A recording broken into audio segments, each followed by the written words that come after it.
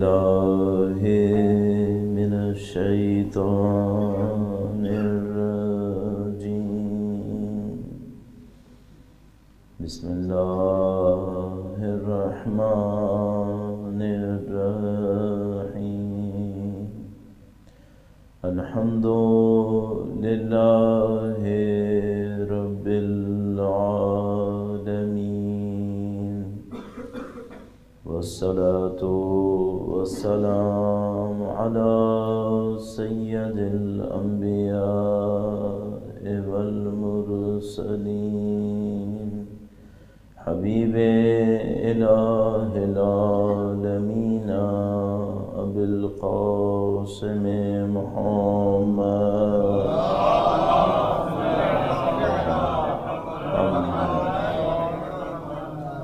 وعلى آله الطيبين الطاهرين، سيما بقية الله في الأراضين. قال الله تعالى في كتابه الكريم: بسم الله الرحمن الرحيم. أم حسبت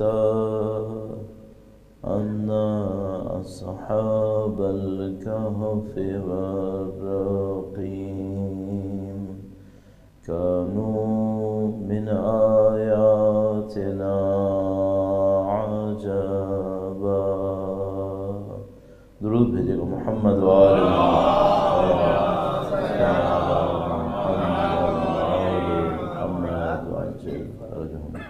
یہ سارے ثواب کی مجلس ہے، اور مقصد یہ ہے کہ جن محرومین کے لیے مجلس منعقد ہوئی ہے، خدا انشاءاللہ آخرت میں ان کے درجات اور زیادہ بلند فرمائے، تمام گناہان صغیرہ و کبیرہ کی مغفرت فرمائے انشاءاللہ. جو اعمال حسنہ انہوں نے زندگی میں انجام دیے، پروردگار بہتر سے بہتر، سب سے بڑھ کر اس کا اجر عظیم نصیب فرمائے انشاءاللہ. تمام دعاؤں کی قبولیت کے لیے، اہل بیت اطہار علیہ السلام کی شفاعت کے حصول کے لیے، اور ان کے اخروی مقامات کی مزید بلندی کے لیے درود بھیجیں محمد وآل صلی علی محمد وعجل فرجهم. خدا تعالیٰ کا انتہائی شکر ہے کہ اس نے ہمیں دین مبین کی نعمت سے نوازا ہے، اور اہل بیت اطہار علیہ السلام کی محبت ہم سب کو نصیب کی ہے. جو فکر اہل بیت اطہار علیہ السلام نے دی ہے وہ عقل اور منطق کے حساب سے اتنی مضبوط ہے کہ اگر دنیا میں صرف عقل کا دور دورہ ہو، صرف منطق قبول کی جائے، تو پھر قطعاً اہل بیت اطہار کی فکر کے سوا کسی فکر کا کوئی امکان نہیں ہوگا. یہ فکر 100% عقل و شعور کے اوپر ہے، اور جیسے جیسے دنیا عقل اور شعور کے اندر آگے بڑھتی جائے گی، یقیناً اس فکر کے لیے امکان بڑھتا چلا جائے گا. اس اعتبار سے اگر آج کی دنیا میں ہم دیکھتے ہیں کہ بھئی کچھ لوگ ہیں جو اہل بیت کے ماننے والے ہیں، بہت سارے لوگ ہیں جو اہل بیت کے ماننے والے نہیں ہیں، اور دوسری طرف سے ہم لوگوں سے یہ بھی سنیں کہ آج کا زمانہ عقل کا زمانہ ہے، تو پھر دو میں سے کوئی ایک بات صحیح ہوگی. یا تو یہ زمانہ عقل کا زمانہ نہیں ہے، یہ کسی اور چیز کا زمانہ ہے، یا جس طرح سے ہمیں اہل بیت کی فکر کو پیش کر دینا چاہیے تھا ہم نے ویسا پیش نہیں کیا. ہمیں یوں لگتا ہے جیسے کسی حد تک پہلی بات صحیح ہے، کسی حد تک دوسری بات بھی صحیح ہے.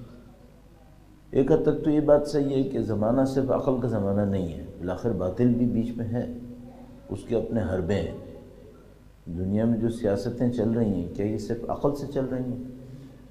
یہ مکاری کی سیاست ہے. دنیا میں جو کچھ میڈیا کے اوپر ہو رہا ہے، یہ عقل کی بات ہے، یہ سراسر فریب کی بات ہے. تو عقل کا زمانہ تو ہے، ایک حد تک ہے، ایک حد تک کچھ لوگ تیار ہوئے ہیں عقل کی بات سنیں، عقل کی بات سمجھیں. لیکن اگر اوپر سے اس دنیا کو دیکھیں، دنیا ظالموں کے ہاتھ میں ہے، دنیا نفس پرستوں کے ہاتھ میں. لہذا آج کی دنیا میں اگر آپ سے کوئی یہ پوچھے کہ سچا زیادہ کامیاب ہوگا دنیا کے اعتبار سے یا جھوٹا زیادہ کامیاب ہوگا، کیا جواب دیں گے آپ؟ جھوٹا. تو یہاں آپ کسی سے بھی پوچھنا ہے کہ وہ شخص جو مکاری کرنا جانتا ہو وہ زیادہ کامیاب ہوگا دنیا کے اعتبار سے، یا وہ شخص جو سب سے خلوص سے ملتا ہو؟ دنیا کے اعتبار سے مکاروں کا دور ہے۔ تو یہ ایک مشکل ہے، لیکن ایک اور مشکل یہ ہے کہ جس طرح سے ہم نے اہل بیت کی فکر کو پیش کر دینا چاہیے تھا، ہم نے بھی اس طریقے سے پیش نہیں کیا۔ اب صرف ایک دو باتیں آپ کی خدمت میں عرض کر کے ایک موضوع کی طرف چند منٹس آپ کی توجہ لینا چاہوں گا۔ درود بھیجے گا محمد و آل محمد۔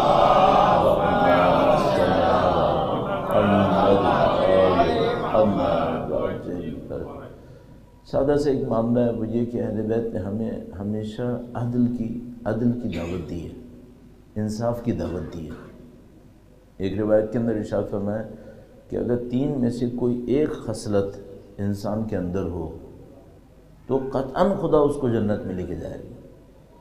ایک روایت میں ارشاد فرمایا کہ تین میں سے ایک بھی خصلت انسان کے اندر ہوئی تو قطعاً خدا اس کو جنت میں لے کے جائے گا۔ وہ جو تین خصلتیں ہیں ان میں سے اگر کوئی پوچھے ان میں سے کون سی خصلت مثال کے طور پر ہم لوگوں سے سب سے زیادہ نزدیک ہے، فرمایا انصاف کرو۔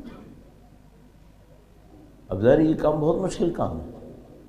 اب مثال کے طور پر انسان چاہے کہ اپنے دین کے ساتھ انصاف کرے، اسی میں مشکل میں پڑے گا۔ بھئی دین سے انصاف کرنے کا مطلب کیا ہوگا؟ کم سے کم واجبات کو تو پورا کرے نا۔ ابھی آپ مثال کے طور پر میں اور آپ اس آبادی کے اندر چلے جائیں اور اس آبادی کے اندر خدا نہ کرے نہ ہو کبھی ایسا، لیکن اگر یہ پردے چاک ہو جائیں کہ کتنے لوگ ہیں جو واجبات کے پابند ہیں، تو یہی معاملہ ختم ہو جائے گا۔ تو یہ انصاف کہاں ہوا؟ تو اب جس طریقے سے ہمیں اہل بیت کی فکر کو پیش کر دینا چاہیے تھا وہ ہم ظاہر پیش نہیں کر سکے۔ اب یہاں پہ کچھ چیزیں ہیں جو بہت بنیادی ہیں، بہت اساسی ہیں، لیکن مشکل ہمارے ساتھ یہ ہے کہ ہم نے کہیں اہل بیت کی فکر کو ایک اسکول کی طرح ایک ترتیب سے کبھی پڑھا ہی نہیں ہے۔ آپ خود تصور کریں کہ جو لوگ ہماری آبادیوں کے اندر موجود ہیں میں سے اکثر لوگوں نے تو اسکول کو بھی بہت زیادہ ترتیب سے نہیں پڑھا۔ ہمارے جو اسکول میں پڑھایا جا رہا ہے وہ کیا پڑھایا جا رہا ہے؟ چلو وہ اگر ایک ترتیب سے پڑھا بھی ہو، کسی نے پہلی کلاس سے لے کر مثلا ماسٹرز تک، گریجویشن تک، پی ایچ ڈی تک پڑھا بھی ہے، کوئی کسی سے پوچھے کہ دین کہاں پڑھا ہے؟ دین کی کتنی کلاسیں لی ہیں؟ کچھ ہے ہی نہیں۔ اچھا اگر دین کی ہم نے واقعاً کلاسیں نہیں لی ہیں تو ہم نے دین کیسے سیکھا ہے؟ دین صاحب آپ نے ایسے سیکھا ہے، میں نے ایسے سیکھا۔ مثال کے طور پر وہ یہ کہ میں کسی کی چیلوں کی مجلس میں گیا، میں کسی کی برسی کی مجلس میں گیا، یا میں ایام عزا کے دوران مجالس میں گیا، جتنا دین مجھے سننے کو مل گیا وہ میں نے سیکھ لیا۔ اچھا اس طرح دنیا میں آج تک کوئی انجینئر بنا ہے کیا؟ یعنی آپ کسی آدمی سے پوچھیں بھئی تم انجینئر ہو؟ وہ کہ ہاں میں انجینئر ہوں۔ اس سے پوچھیں تم انجینئر کیسے بنے؟ تو وہ ہم سے کہے کہ میں ویکلی انجینئرز کی ایک گیدرنگ ہوتی ہے اس کے اندر بیٹھتا ہوں۔ تو ہم اس کو انجینئر مانیں گے؟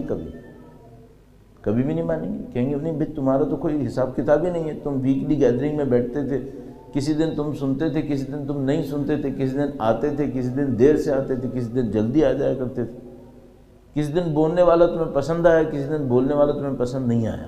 اس کا کیا حساب کتاب؟ اب آپ تصور کیجیے جو ہم دین سیکھ رہے ہیں وہ کہاں سیکھ رہے ہیں؟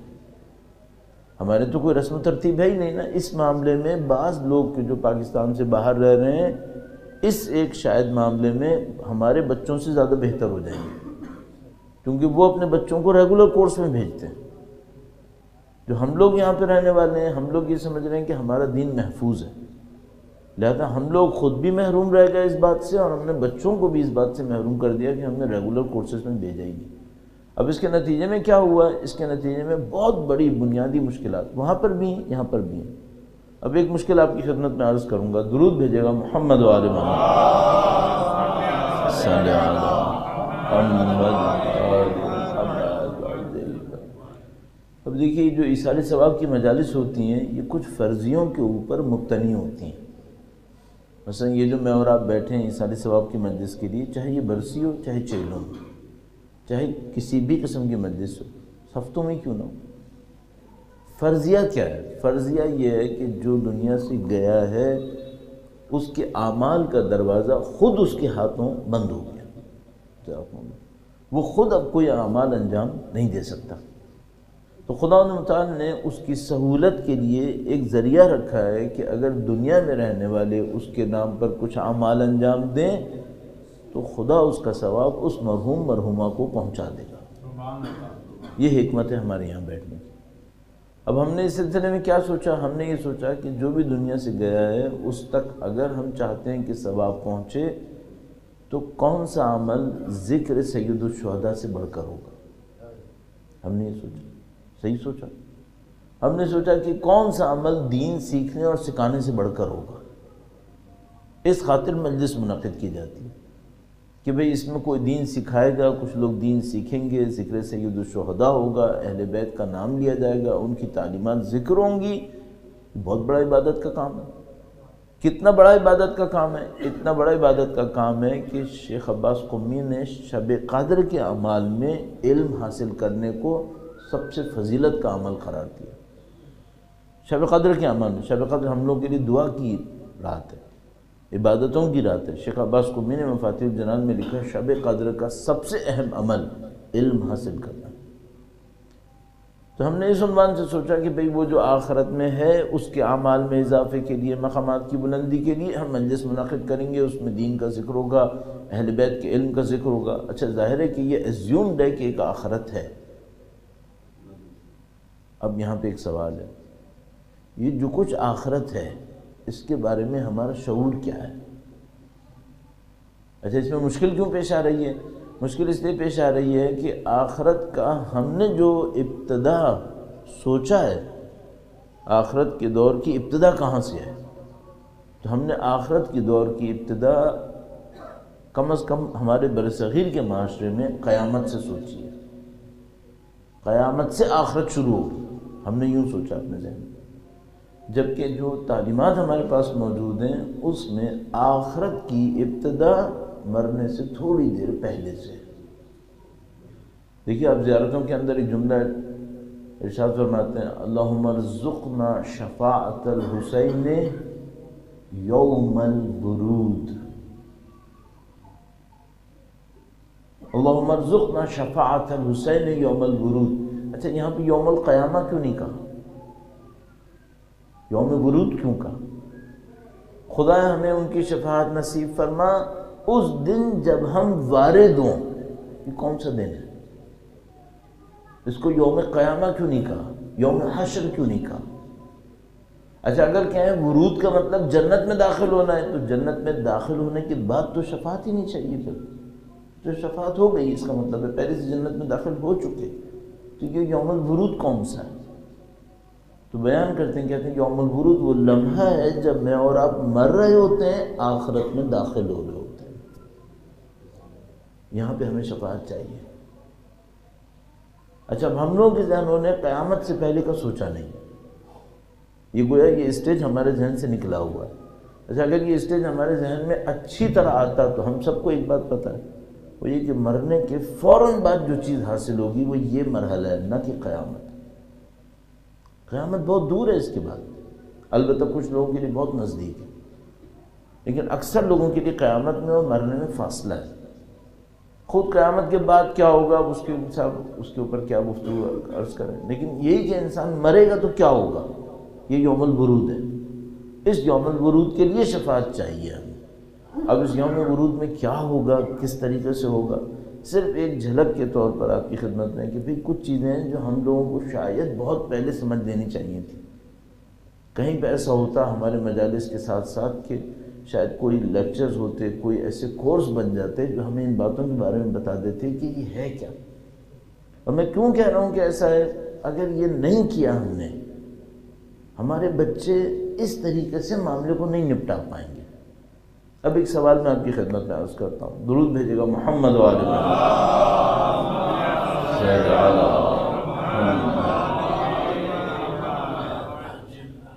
اس دنیا میں خدا مختار نے ہمیں جتنے بھی اعمال انجام دینے کے لیے کہا اس کی ایک نیت سکھائی۔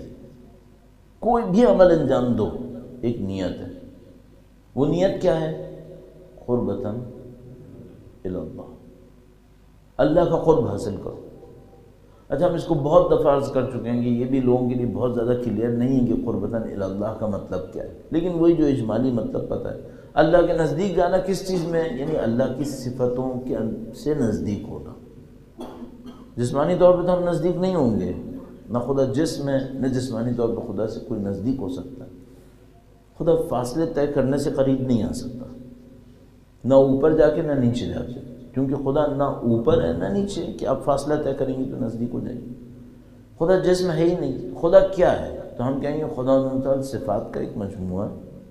ہم نے اپنے ذہن کے لیے آسانی کے لیے یوں سوچا ہے کہ یہ صفات کا ایک مجموعہ ہے، جس کی صفتیں خدا جیسی ہونے لگیں وہ خدا کے قریب ہو جاتا ہے۔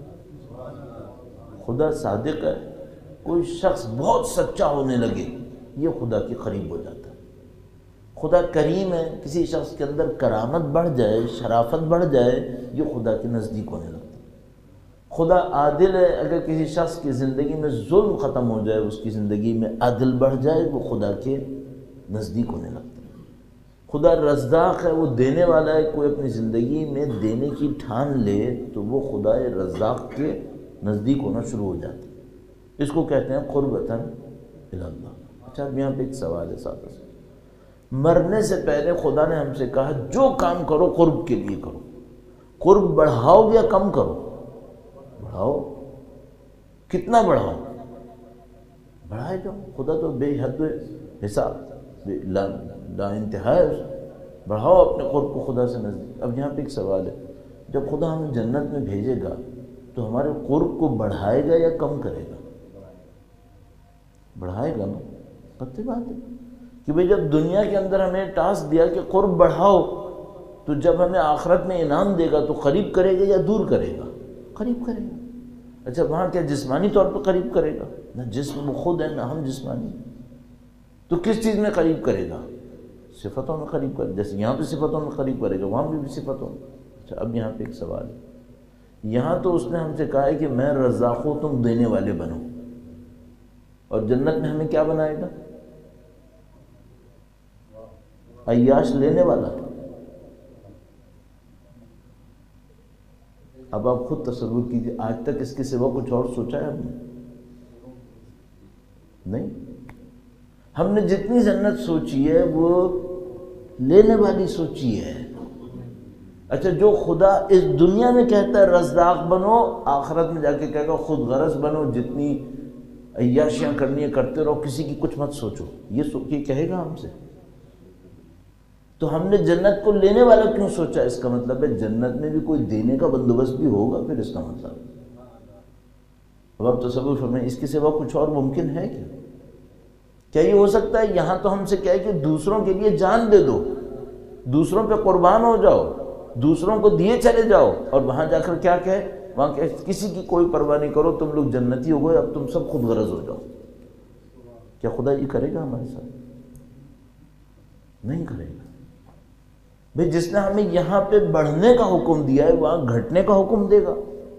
اچھا یہ جو خدا کہتا ہے میرے قریب ہو، تو یہ کمال دیتا ہے یا محرومیت دیتا ہے؟ کمال۔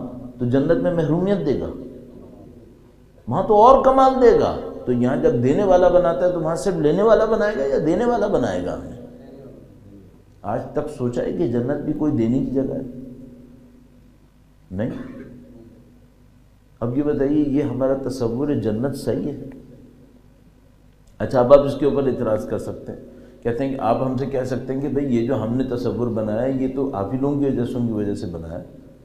آپ نے کہا قرآن کریم میں پھل ہیں، آپ نے کہا قرآن کریم میں تخت لگے ہوئے ہیں، آپ نے کہا حوریں، قصور ہیں، محل ہیں، پرندے ہیں، اور سب کو نہریں جاری ہو، یہ سب ہم نے دیکھا، ہم نے کہا اس کا مطلب ہے کھانے پینے کی جگہ ہے۔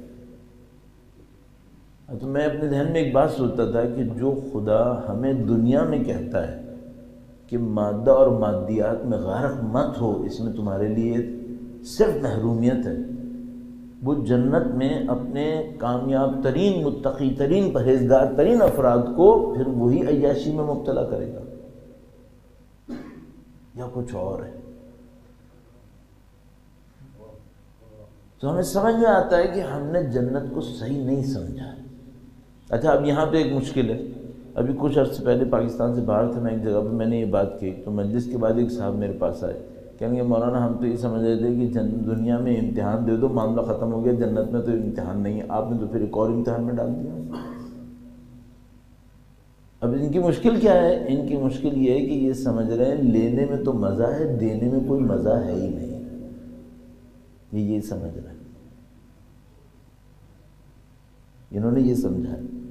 ہم نے اب تک دنیا میں کیا سیکھا ہے؟ ہم نے یہ سمجھا ہے کھانے میں مزہ ہے، کھلانے میں تو قربانی دینی پڑتی ہے۔ حضرت ابوذر سے پوچھو کھانے میں مزہ ہے یا کھلانے میں مزہ ہے؟ پوچھیں آپ ان سے۔ اچھا جب ہم دنیا میں جائیں گے تو چھوٹے ہو کر جائیں گے یا بڑے بن کے جائیں گے؟ اللہ کے نبی نے کسی بوڑھی خاتون نے پوچھا کہ جنت میں کون جائے گا؟ فرمایا سب جوان جائیں گے۔ تو وہ رونے لگی، کہنے کہ اگر جنت میں سب جوان جائیں گے تو میں تو بڑھیا ہوں، میں تھوڑی جاؤں گی۔ فرمایا نہیں، سب جوان ہو کر جائیں گے۔ میں آپ سے پوچھوں گا یہ جسم کی جوانی ہے یا روح کی جوانی ہے؟ اللہ کے نبی سے ہم تصور کریں کہ جسم کی جوانی کی بات کر رہے ہوں گے۔ جب روح جوان ہوتی ہے تو لینے والی بنتی ہے یا دینے والی بنتی ہے؟ دینے والی بنتی ہے۔ اچھا جب دینے والی روح ہوتی ہے تو اس کو دے کے مزہ آتا ہے یا قرڑنا پڑتا ہے؟ ہم اتنے بڑے ہو جائیں گے ہمیں دے کے مزہ آئے گا، ہم اس چھوٹے فیس سے نکل جائیں گے۔ ابھی ہمیں کھا کے مزہ آتا ہے۔ ہم ایک ایسی دنیا میں پہنچ سکتے ہیں اللہ کی دی ہوئی نعمتوں کے صدقے میں جہاں پر ہمیں سمجھ میں آئے گا خدائی کسے کہتے ہیں، خدائی لینا ہے یا دینا ہے۔ خدائی کچھ لینا نہیں ہوتا، خدائی کچھ دینا ہوتا ہے۔ اگر انسان واقعاً اتنا بڑا ہونے لگے کہ خدائی کے راستے پہ چلنے لگے تو دے کے خوش ہوگا یا لے کے خوش ہوگا؟ دے کے خوش ہوگا۔ اب سوال یہ ہے کہ اگر دے کے خوش ہوگا تو یہ دے گا کیا؟ اور پھر دوسرا ایک اور بہت بڑا سوال ہے، وہ کسے دے گا؟ دے گا کسے؟ سب تو جنت میں بیٹھے ہیں، وہاں تو کوئی فقیر بھی نہیں ہے کہ انسان اس کو صدقہ دے کے خوش ہو جائے۔ جب کوئی لینے والا ہے ہی نہیں تو یہ دے گا کسے اور دے گا کیا؟ تو پھر ہمیں ایک بات سوچنی پڑتی ہے کہ یہ جو کچھ ہمیں بتایا جا رہا ہے، یہ پھل ہوں گے، یہ پرندے ہوں گے، یہ حوریں ہوں گی اور یہ قصور ہوں گے، یہ سب واقعاً یہی ہے یا کچھ اور ہے؟ ایک بہت عالی شان جملہ ہے مولانا، ہر جملہ ان کا عالی شان ہے۔ خطبہ شقشقیہ کے اندر ایک جملہ ارشاد فرمایا ہے، درود بھیجے گا محمد و آل محمد صلی اللہ کیونکہ ہماری انڈرسٹینڈنگ یہ ہے، ہم اور آپ سب جانتے ہیں اس بات کو کہ قرآن اور اہل بیت دونوں کی سورس ایک ہی ہے، دونوں کی زبان ایک ہی ہے۔ کلمات مختلف ہوتے ہیں، انداز مختلف ہوتا ہے، لیکن علم ایک ہی ہے، پیغام ایک ہی ہے۔ مولانا نے ارشاد فرمایا ینحدر عن السیل ولا یرقى الی الطیر، مجھ سے چشمے جاری ہوتے ہیں۔ سیل ہم لوگ فارسی میں کہتے ہیں سیلاب کو، سیلاب کو کہتے ہیں سیل۔ عربی میں پانی کا بہت بڑا بہاؤ آ جائے اس کو کہتے ہیں سیل۔ ینحدر عن السیل، ینحدر اوپر سے نیچے جاری ہونے کو کہتے ہیں۔ اوپر سے نیچے اگر کوئی چیز جائے، جیسے آبشار جاتا ہے، جیسے پہاڑی کے اوپر سے کوئی چشمہ نیچے جاتا ہے، اس کو انحدار کہتے ہیں۔ ینحدر عن السیل، مجھ سے چشمے جاری ہوتے ہیں۔ یہ کون سا چشمہ ہے؟ وَلَا يَرْقَى إِلَيَّ الطَّيْرُ، مجھ تک کوئی طائر، کوئی پرندہ پرواز نہیں کر سکتا۔ فرمایا میں ایک اونچائی ہوں، یہ اونچائی دو کمالات دکھا رہی ہے۔ نمبر ایک، یہ اونچائی اتنی اونچائی ہے کہ اس تک کوئی پرندہ پر نہیں مار سکتا۔ دوسری بات ہے کہ یہ اونچائی اسٹیٹک اونچائی نہیں ہے کہ اپنی اونچائی کے اندر فخر کرے کہ مجھ تک کوئی پر نہیں مار سکتا، اس کا کوئی وجود برکت نہ دے۔ فرمایا میں وہ بلندی ہوں جس تک کوئی پرواز نہیں کر سکے گا، لیکن ایسا نہیں ہوں کہ میں اپنے اندر فخر کر کے کسی کو محروم کر رہا ہوں، نہیں، میں دینے والا ہوں۔ ینحدر عن السیل، مجھ سے چشمے جاری ہوتے ہیں۔ اب میں آپ سے پوچھوں گا یہ کون سے چشمے جاری ہوتے ہیں؟ اگر آپ نے اس لاجک کو قبول کر لیا کہ مولا کے وجود مقدس سے جو چشمے جاری ہوتے ہیں وہ آپ کوئی بھی سوچ سکتے ہیں اپنی زندگی کے اندر سوچتے ہوئے کس چیز کے چشمے جاری ہوتے ہیں، تو پھر میں یوں سوچوں گا اس کا مطلب ہے کہ جنتیوں کو بھی اسی کی نہریں ملیں گی جس کے امام کے وجود سے چشمے جاری ہوتے ہیں۔ جنتی اہل بیت کے نزدیک جائیں گے، امام فرما رہے ہیں میرے وجود سے چشمے جاری ہوتے ہیں۔ کس چیز کے چشمے جاری ہوتے ہیں؟ آپ نے فوراً ایک آپ نے بات کہی، فرمایا علم کے چشمے جاری ہوتے ہیں۔ وہ جو جنتی ہے وہ جاہل ہوگا یا عالم ہوگا؟ اس سے علم کا چشمہ جاری ہوگا یا نہیں ہوگا؟ جاری ہونا چاہیے۔ اچھا، امیر المومنین کے وجود سے رزق کا چشمہ بھی جاری ہوتا ہے۔ یہ جو جنتی ہوگا یہ رزق کا چشمہ جاری کرے گا یا نہیں کرے گا؟ صحیح ہے۔ اب ذرا سا کلو ملتا ہے، یہ جو قرآن کریم بار بار کہتا ہے تجری من تحتها الانہار، وہ ایسی جنتوں میں ہوں گے جس کے نیچے سے نہریں جاری ہوں گی۔ ہم ان نہروں کو پانی سمجھ رہے ہیں اور بیٹھنے کی جگہ کو تخت سمجھ رہے ہیں۔ امیر المومنین نے فرمایا میں وہ بلندی ہوں جس تک کوئی پرندہ پر نہیں مار پائے گا، اور مجھ سے چشمے جاری ہوتے ہیں۔ جو چشمے امیر المومنین کے وجود مقدس سے اس بلندی سے جاری ہوتے ہیں، چھوٹے چھوٹے جنتی تختوں پہ بیٹھ کے جاری کر رہے ہوں گے۔ اب آپ سوچیں گا امیر المومنین کے وجود سے کون سے چشمے جاری ہوتے ہیں؟ جنت یہ جگہ ہونی چاہیے، جنتی ایسے شخص کو ہونا چاہیے۔ ہم جنت اور جنتی سمجھ رہے ہیں 5 اسٹار ہوٹل کے اندر ریزیڈنٹ ایک عیاش، ہم لوگ یہ سمجھ رہے ہیں۔ اور چونکہ جنت یہ سمجھتے ہیں تو دنیا کو کیا بنانے کی کوشش کرتے رہتے ہیں؟ وہی جنت۔ تو مثال کے طور پر اگر کوئی بہت کما لے، بہت خوبصورت جنت بنا لے، تو ہم کہتے ہیں یہ تو دیکھو اس نے دنیا میں جنت بنا لی۔ تاکہ جنت کی صحیح فکر نہیں کر پائے تو ہم غلط فکر کے پیچھے اتنے آگے چلے گئے۔ ہم مومنین فرما رہے نہیں، کچھ اور سوچو۔ اب اگر ہم یہ سوچیں تو پھر ایک سوال آئے گا، پھر بہت سارے لوگوں کا جنت میں کوئی انٹرسٹ نہیں رہے گا۔ اس کا کیا کیا جائے؟ اسی خاطر خدا نے اس جنت کو اس طرح بیان بھی نہیں کیا۔ چھوٹے ذہنوں کو اپنے ذہنوں کی جنتوں میں چھوڑ دیا۔ اب یہ اس کا کمال ہے کہ جب انسانوں کو جنت میں لے کے جائے گا تو وہ اتنا بڑا بنا دے گا کہ پھر وہ چھوٹی جنتوں کو مانگیں گے ہی نہیں، بڑی چیزوں کے اوپر سمجھ کے قائل ہو چکے ہوں گے۔ اس کی ایک مثال اور عرض کر دیتا ہوں، درود بھیجے گا محمد و آل محمد۔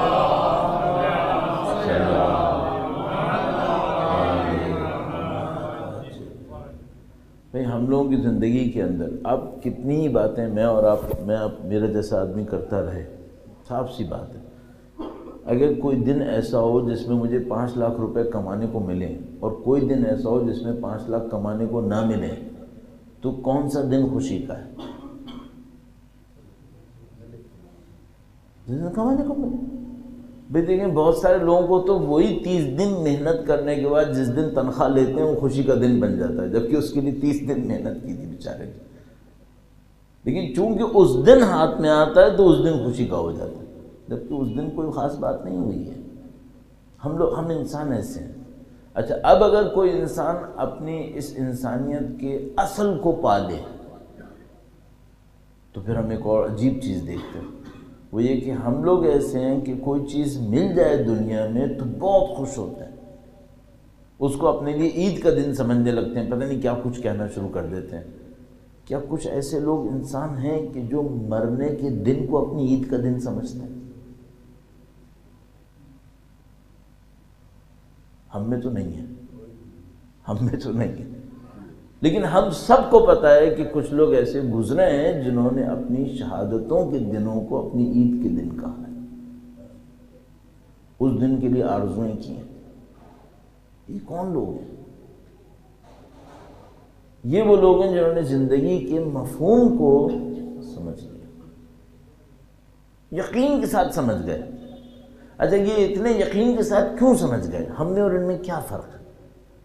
اگر کوئی کہنا علم کا فرق ہے، میں عرض کر رہا ہوں بہت سارے علم رکھنے والے اس یقین پہ نہیں آ پائیں، تو پھر ہمیں ایک اور بات سمجھ میں آتی ہے، بس آپ کی ضرورت تمام کروں، وہ یہ کہ ہم لوگوں اور ان لوگوں میں شاید جو مجھے سمجھ میں آتا ہے رابطے کا فرق ہے۔ جن چیزوں کو ہم کہانی کے طور پر، تصور کے طور پہ دیکھتے ہیں، یہ لوگ تصور اور کہانی نہیں دیکھتے، صرف اور صرف حقیقت دیکھتے ہیں، اس سے کم کچھ نہیں دیکھتے۔ ان کے ساتھ کچھ ایسی چیزیں ہو گئی ہیں، یہ اس سے کم نہیں سمجھ پا رہے۔ میں آج ہی کہیں دیکھ رہا تھا کہ جب حضرت حجر ابن عدی کی شہادت ہونے لگی تو ان کے جسم پر بیڑیاں تھیں اور زنجیریں تھیں، اور ان کو شہید کیا جا رہا تھا، ان کا سر جدا کیا جانے والا تھا۔ تو انہوں نے اپنے وصیت نامے میں کہا کہ یہ جو زنجیریں اور بیڑیاں میرے جسم پر ہیں، ان کو علیحدہ نہ کرنا، میں خدا کے سامنے اسی حالت میں پہنچنا چاہتا ہوں۔ آپ یقین دیکھ رہے ہیں؟ کتنا یقین ہے خدا کے سامنے پہنچنے کے اوپر، اس یقین کے اوپر ہے، اور کہہ رہے ہیں چونکہ یہ تو یقینی ہے کہ میں خدا کے سامنے پہنچنے والا ہوں، بس یہ زنجیریں مجھ سے جدا نہیں کرنا، میں چاہتا ہوں خدا کے سامنے اسی حالت میں پہنچوں۔ اور فرمایا کہ میرے جسم کے جو زخم اور ان میں سے جو خون بہے ان کو دھونا نہیں، میں چاہتا ہوں اسی زخمی بدن کے ساتھ خدا کے سامنے پہنچوں۔ ان کو اتنا یقین ہے۔ ان لوگوں کے ساتھ زندگی میں کچھ چیزیں ایسی ہو گئی ہیں کہ جو ہم لوگ کہانی سمجھتے ہیں، سنی سنائی پڑھی پڑھائی سمجھتے ہیں، ان لوگوں نے دیکھ لیا سب کچھ، مطمئن ہو گئے۔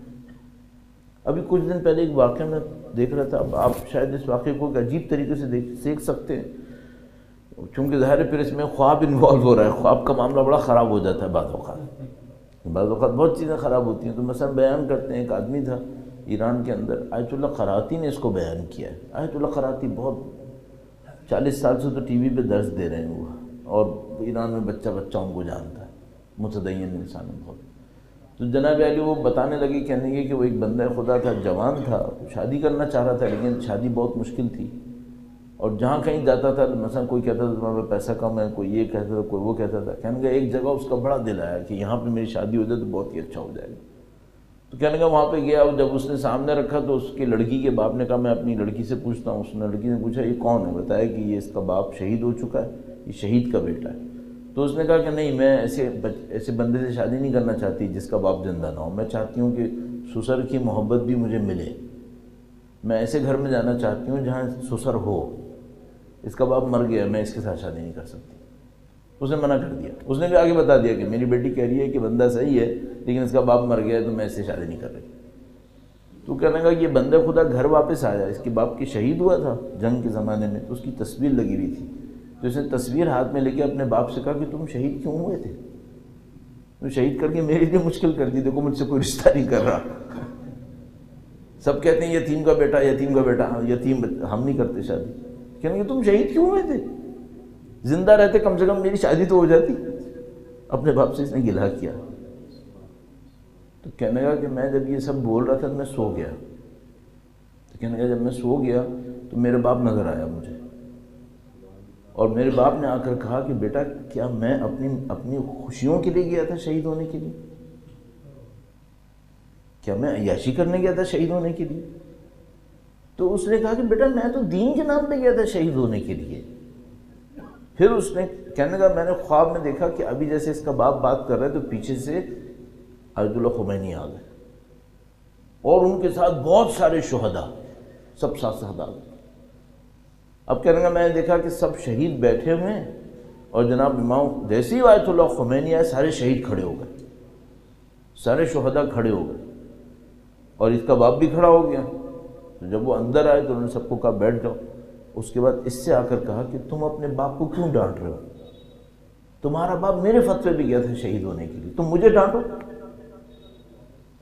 یہ تو اپنے دین کی محبت میں گیا تھا نا، اگر تم کو ڈانٹنا ہے مجھے ڈانٹو، میں نے حکم دیا تھا کہ جاؤ شہید ہو دین کی خاطر۔ تو کہنے لگا میں بھی رونے لگا خواب میں کہ اب میں آیت اللہ خمینی کو کیا بولوں کہ بھئی آپ نے کیوں فتویٰ دیا تھا؟ تو تھوڑی دیر میں جب انہوں نے اس طرح کی بات کی، کہنے لگا میں خاموش ہو گیا، میں رونے لگا خواب میں۔ تو انہوں نے ایک اور آدمی کو، وہ بھی شہید تھا، آیت اللہ خمینی نے ایک اور بندے کو اشارہ کیا، وہ بھی شہید تھا، اس سے کہا تم اپنی بیٹی کی شادی اس بندے سے کرو۔ تو وہ جو شہید تھا دوسرا وہ کھڑا ہوا، اس نے کہا سرکار میں بالکل کر دوں گا، کوئی مسئلہ ہی نہیں۔ اس کے بعد کہا کہ اس کو ایڈریس بتاؤ، اس شہید سے کہا اس کو ایڈریس بتاؤ، اس لڑکے کو تو خواب میں اس نے ایک ایڈریس بتایا کہ تم جاؤ، میرا گھر اس محلے میں ہے۔ کہنے لگا میں سو کے جب اٹھا تو مجھے ایڈریس یاد تھا۔ کہنے لگا اب میں سوچنے لگا کہ یہ خواب ہے، اس پہ عمل کروں یا نہیں کروں، کہ میں کسی کے ایڈریس پہ جاؤں کہیں گے پاگل ہو کیوں آئے ہو بھائی یہاں پہ؟ اچھا اب یہ بھی تو نہیں پتا کہ اس گھر پہ کوئی لڑکی ہے بھی یا نہیں ہے۔ تو کہنے لگا میں نے سوچا اپنے ذہن میں کہ بھائی میرا باپ شہید ہوا تھا، بالآخر کوئی مذاق تھوڑی ہے، اگر وہ خود خواب میں آئے تو اللہ خمینی خواب میں آئے، اس طرح کی باتیں ہوئی، یہ کوئی ڈرامہ تھوڑی ہو سکتا ہے، پھر یہ ایڈریس میں تھوڑی جانتا تھا، تو ایڈریس انہوں نے ہی بتایا مجھے۔ تو اس نے کہا کہ میں نے اپنی ماں سے کہا کہ بھائی ایسا ایک معاملہ ہے، وہ تو ایڈریس بتا رہا ہے، ہمارے والد اس کو کہا ہے کہ تمہاری بیٹی سے شادی کروں گا میں، ایک اور شہید نے کہا۔ تو اس کی ماں نے کہا کہ نہیں یہ جھوٹ نہیں ہو سکتا، ہم کل جائیں گے۔ کہنے کہ کل پھر تردد کرنے لگے، جائیں نہیں جائیں نہیں جائیں، پھر کہنے کہ شام ہوئی تو میں نے کہا نہیں اب چلنا چاہیے، بہت ہو گئی، اب اس سے زیادہ ہم نہیں بیٹھ سکتے، ہم کب تک ایسے بیٹھے رہیں گے۔ تو کہنے ہم اس ایڈریس کے اوپر گئے، پہلی دفعہ زندگی میں اس ایڈریس کے اوپر گئے، جیسے اس ایڈریس کے اوپر کھٹکھٹایا دیکھا وہ گھر پورا تیار۔ انہوں نے دروازہ کھولا، انہوں نے کہا بسم اللہ ہم تو صبح سے انتظار کر رہے ہیں آپ لوگوں کا، آپ اتنی دیر سے آئے آپ لوگ۔ اس نے کہا بھائی کیا آپ لوگ کیوں انتظار کر رہے ہیں؟ کہا کل رات شہید آیا خواب میں، اس نے کہا ہے کہ فلاں بندہ آئے گا، اس سے شادی کرنی ہے، بیٹی تیار ہے بالکل۔ جنہوں نے یہ سب دیکھ لیا ہو وہ آخرت سے ڈریں گے؟ جنہوں نے اس طرح کی چیزیں دیکھ لی ہوں وہ آخرت کے لیے اجنبی ہیں؟ یہ ہمارا ان کا فرق ہے، وہ رابطے میں ہیں، ہم رابطے میں نہیں ہیں۔ اچھا ہم کیوں رابطے میں نہیں ہیں؟ ہم اس دنیا سے رابطے میں، اس خاطر ان سے رابطے میں نہیں ہیں۔ جو اس دنیا کے ساتھ رابطے میں زیادہ رہتا ہے وہ اس دنیا کے ساتھ پھر رابطہ نہیں کرتا۔ اگر ہم اس دنیا میں زہد کرتے، نہ کہ دنیا میں نہیں رہتے، دنیا میں رہتے، دنیا کے اوپر مرتے نہیں، تو ہمارا بھی رابطہ ہوتا پھر وہاں۔ اگر ہمارا بھی رابطہ ہوتا تو ہم بھی اہل بصیرت ہوتے، ہم بھی اہل نظر ہوتے۔ اب ہمیں کیا کرنا چاہیے؟ مجھ جیسے آدمی کو یہ کرنا چاہیے دنیا میں تو رہوں، دنیا پہ مروں نہیں، کم از کم دنیا کی خاطر اصول نہ توڑوں، دنیا کی خاطر اپنے آپ کو ایک لفظ میں گندہ نہ کروں، صاف رہو۔ دنیا کے بارے میں کہتے ہیں یہ کوئلے کی کان ہے، کوئلے کی کان سے سیاہ ہوئے بغیر نکلنا مشکل کام ہے، یہی امتحان ہے۔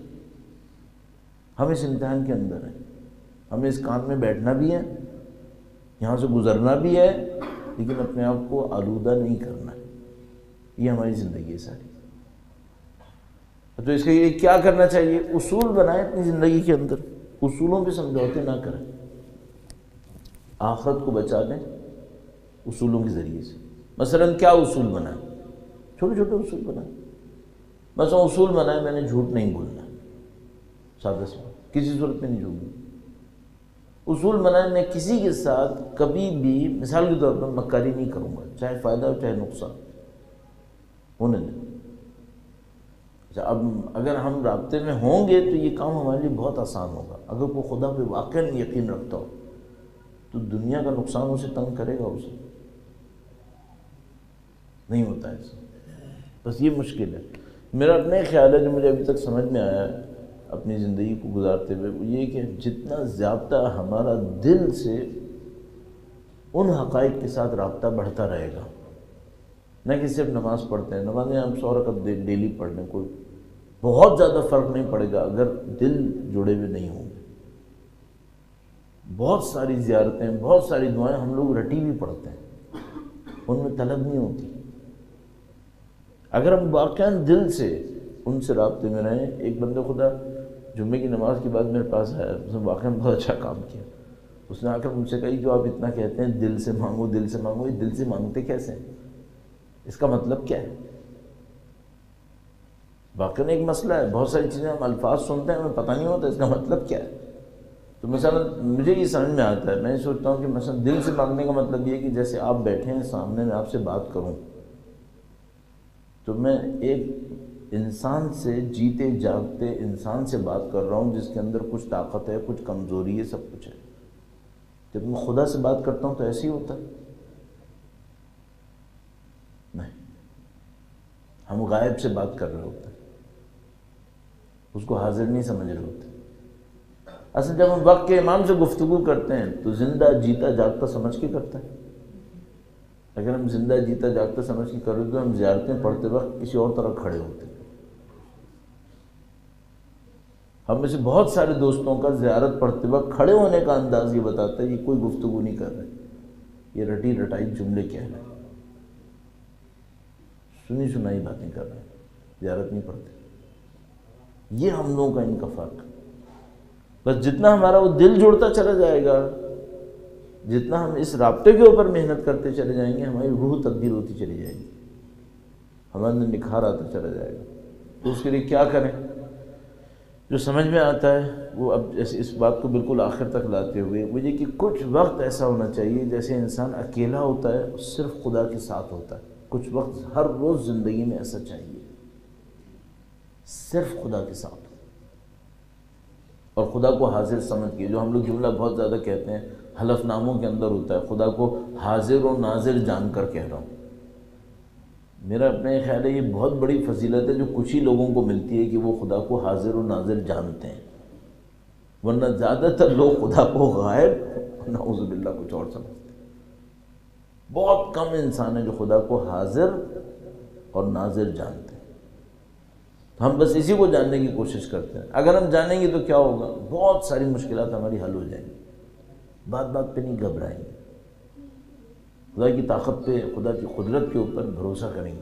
خدا کی قدرت ہے، دنیا خدا کے ہاتھ میں، جانا کہاں ہے؟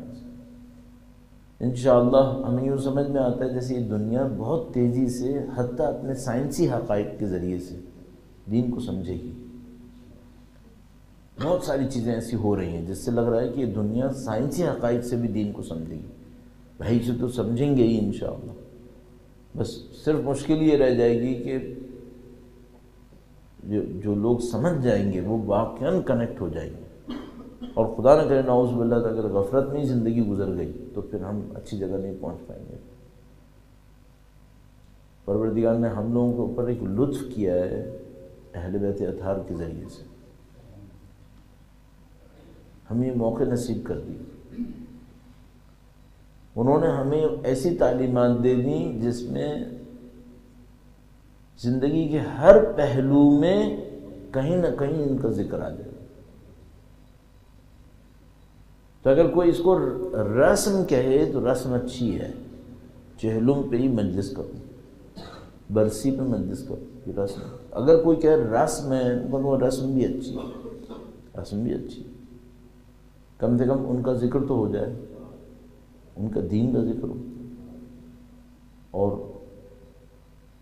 بس اتنا سا کر لیں، جب آپ یہاں پر آئیں اور یہاں سے جائیں تھوڑا سا سیکھ کے جائیں، کچھ کرنے کا ارادہ کر کے جائیں، جیسے آئے ویسے نہ جائیں، کچھ ہو کے احترام ہو۔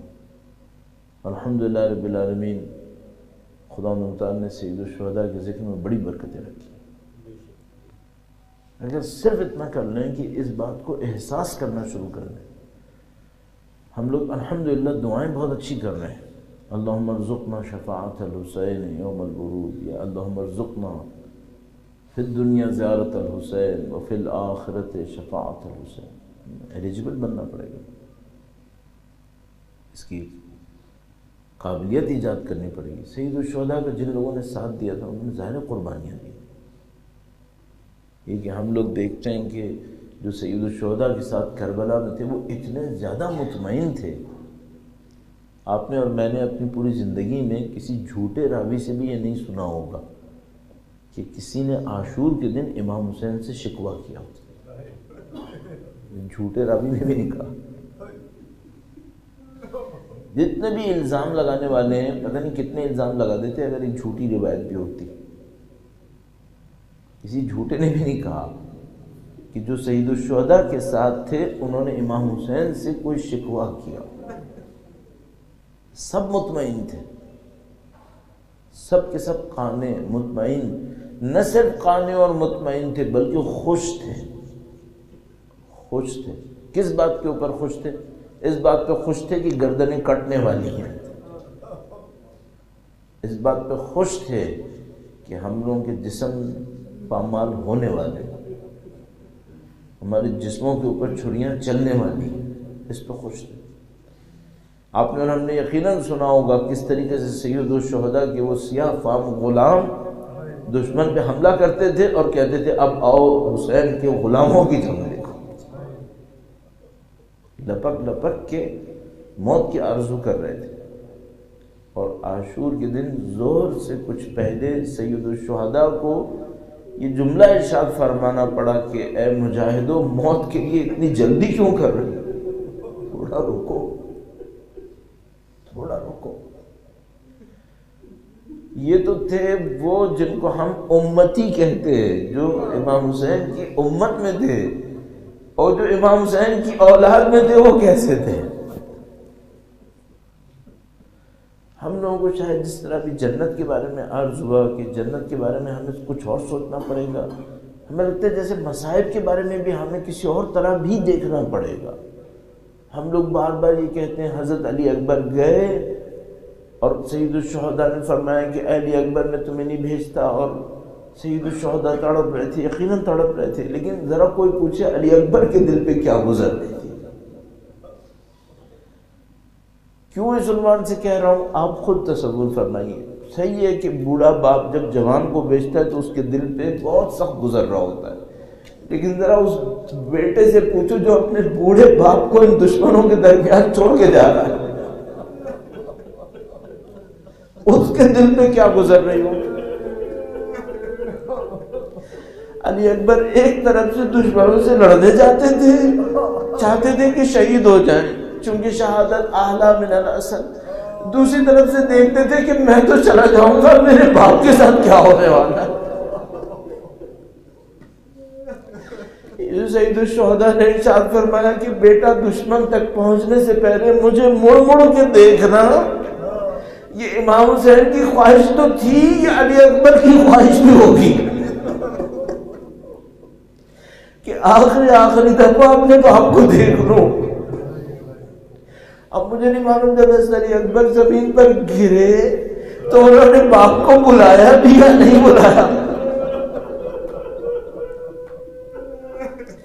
نہیں معلوم۔ اگر کوئی علی اکبر سے پوچھتا کہ بیٹا تمہارا باپ آئے یا نہ آئے تو شاید علی اکبر کہتے مت بلاؤ میرے باپ کو، اتنی سختیاں مت دو۔ وہ جوان بھی تو اپنے باپ کے لیے سوچ رہا تھا۔ لہذا جتنے بھی سید الشہداء کے بارے میں ہم لوگ مصائب بیان کرتے ہیں، ہم اس طرف سے بیان کرتے ہیں جب کوئی علی اکبر سے پوچھے کہ علی اکبر تم اپنے سینے کے زخم باپ کو دکھانا چاہتے تھے یا نہیں چاہتے تھے؟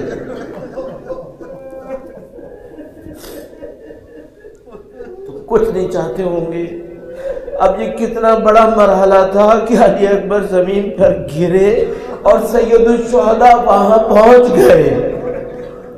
نہیں معلوم علی اکبر نے دیکھا کہ میرا باپ یہاں تک آیا، لیکن قطعاً یہ احساس ہوتا ہے علی اکبر نے تو دیکھا یا نہ دیکھا، لیکن ایک اور دل نے دیکھا جو حسین کی چاہت میں علی اکبر سے کم نہیں تھا، اور وہ بی بی زینب کبریٰ کا دل تھا۔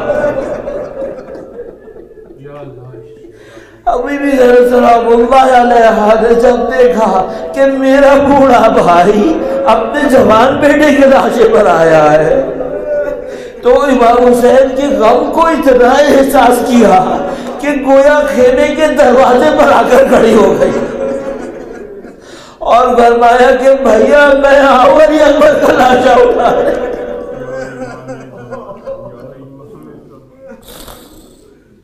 لعنة الله على القوم الظالمين وسيعلم الذين ظلموا أيام منقلب ينقلبون۔ پروردگار تجھے واسطہ نبی اور اولاد نبی کا اس قلیل سی عبادت کو اپنی بارگاہ میں قبول فرما۔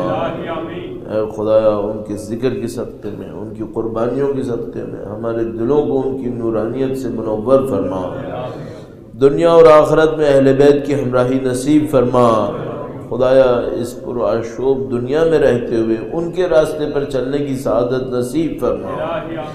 اے پاک پروردگار تجھے واسطہ محمد و آل محمد کا پرچم اہل بیت کو دنیا کے کونے کونے تک پہنچانے کی سعادت نصیب فرما۔ اے خدایا کچھ مرحومین کے لیے مجلس منعقد ہوئی، تجھے سید الشہداء کی قربانیوں کا واسطہ ان مرحومین کے تمام گناہان صغیرہ و کبیرہ کی مغفرت فرما، ان کے اخروی درجات میں مزید اضافہ فرما۔ پاک پروردگار ان کے تمام اعمال حسنہ کو اپنی بارگاہ میں قبول فرما۔ خدایا تجھے واسطہ اہل بیت اطہار کی عظمت کا، جو بے گناہ جیلوں کے اندر ہیں، دشمن کے سامنے جہاد میں مشغول ہیں، ان تمام مجاہدوں کو، زندانیوں و سرا کو فتح و نصرت نصیب فرما۔ خدایا بالاخص یمن کے مظلوم مسلمانوں کو فتح و نصرت نصیب فرما۔ خدایا دعائیں تیری حجت کے لیے، تجھے واسطہ نبی اور اولاد نبی کا، قرآن کریم کا واسطہ، سید و سردار مولا اور آقا امام آخر الزماں کے ظہور میں تعجیل فرما۔ ہمیں ہماری نسلوں کو ان کے جانثاروں میں قرار فرما، ہماری زندگیوں کا اختتام ان کی راہ میں شہادت قرار فرما۔ ربنا تقبل منا انک انت السمیع العلیم بجاہ محمد و آلہ الطاہرین۔ ایک سورہ فاتحہ اور 3 مرتبہ سورہ اخلاص تمام مرحومین کے لیے۔